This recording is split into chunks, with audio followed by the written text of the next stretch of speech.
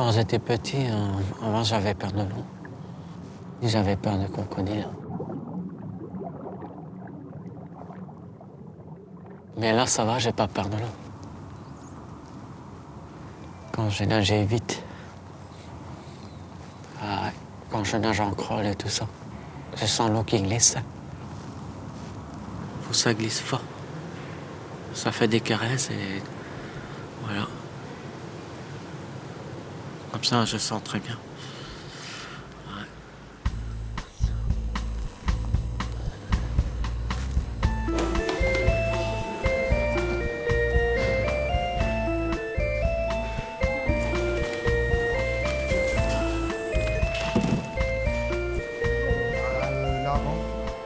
Il est content pour lui, il est gagné.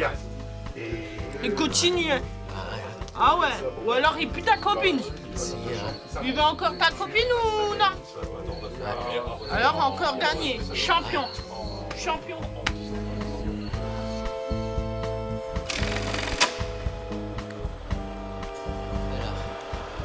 On prend une paire de chaussettes. On met les encarts. Parce que comme ça, on met bien au milieu. Et on les pique. Voilà, travail. Nickel, hein. Moi, la journée, je travaille. Je fais les chaussettes. L'après-midi aussi. Et après, je rentre à la maison. Et après, je m'entraîne lundi, mardi, mercredi, jeudi et vendredi. Du soir, je crois.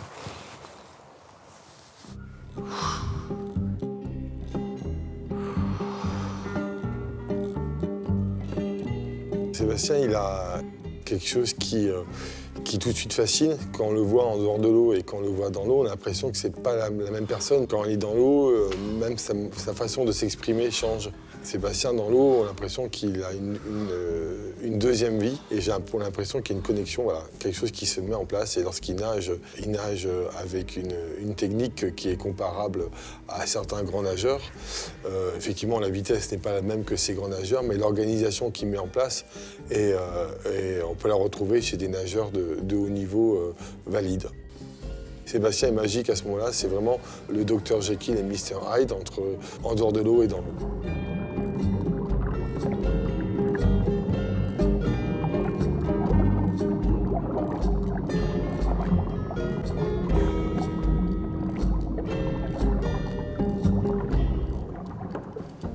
Le premier obstacle qu'on rencontre pour enseigner la natation avec une personne comme Sébastien, c'est d'arriver à comprendre sa logique.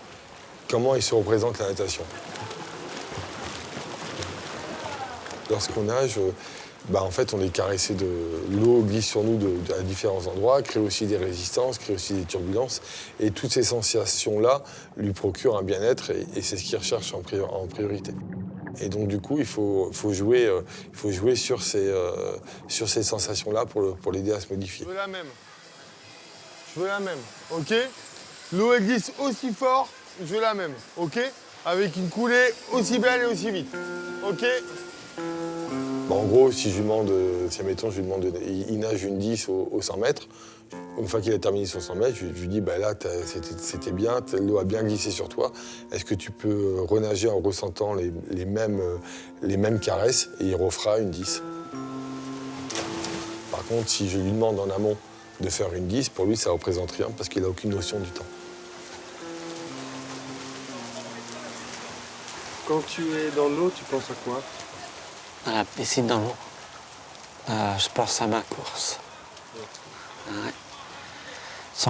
Comme ça, je sens que ça tire et ça caresse l'eau. J'ai travaillé un petit peu d'exercice pour apprendre à faire tout ça. C'est facile à faire pour améliorer le temps, faire de bons progrès. J'ai bien pensé à ça. Quel est ton plus beau souvenir de compétition? Tu te souviens d'un jour en particulier qui était...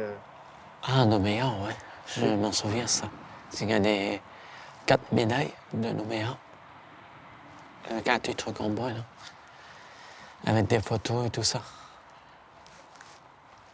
Parce que moi, ça intéresserait. C'était bien amusant. En place. À vos marques. Hop!